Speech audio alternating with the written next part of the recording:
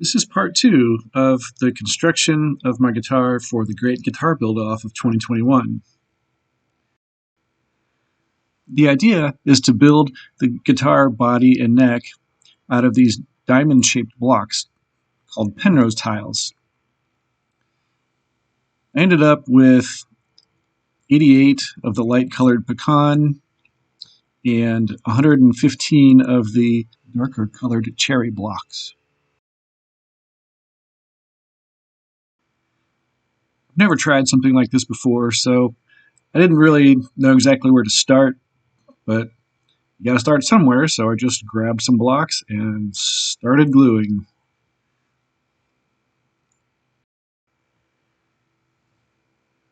A lot of them didn't clamp very well. The angles made them shift and not stay in place, so I ended up using rubber bands for a lot of them, which seemed to work pretty well. They didn't need a whole lot of clamping pressure anyway.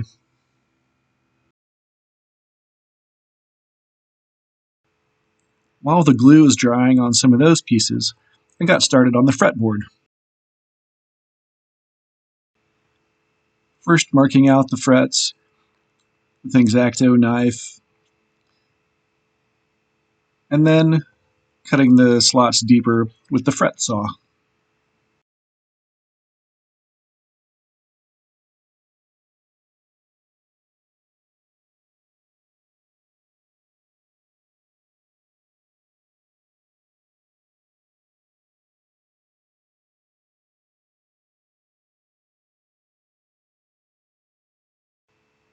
I don't have a sanding block or a jig to radius the fretboard, so I just wrapped some sandpaper around a flat piece of wood and started sanding. It seemed to work pretty well. Well, let's check back in on the gluing progress. This is taking a lot longer than I expected, so I'm sad to report that this guitar will not be finished for entry into the Great Guitar Build-Off this year. But I am going to continue the video.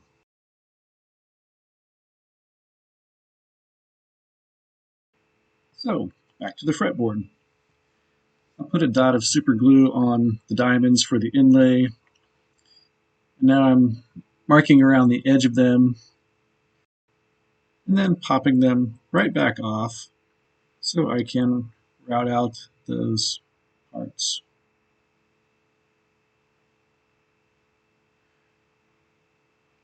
A little bit of chalk helps define the outlines.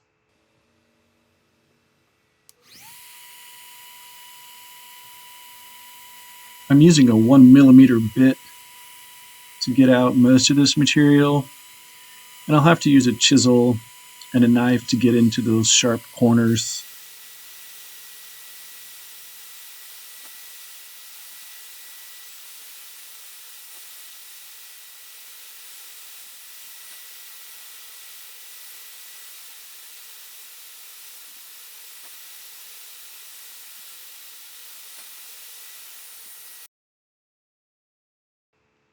I think the most important skill in woodworking is patience. It took a while to get these corners cleaned out. But going slowly, taking the time to do it right, made a big difference. They ended up fitting very nicely.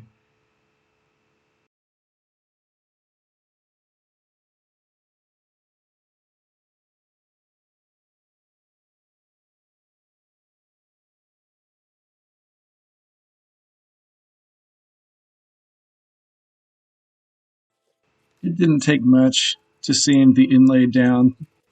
I started with 80 grit and then moved up to 120 and then 220, leaving the fretboard nice and smooth. The next job is cutting the fret wire, but I need to bend it to the radius of the fretboard. I don't have a fancy jig, but you know what? You don't need one.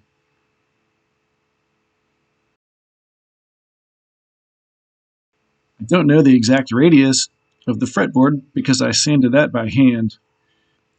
I'm just going to bend a little bit and match it up to see how close it is.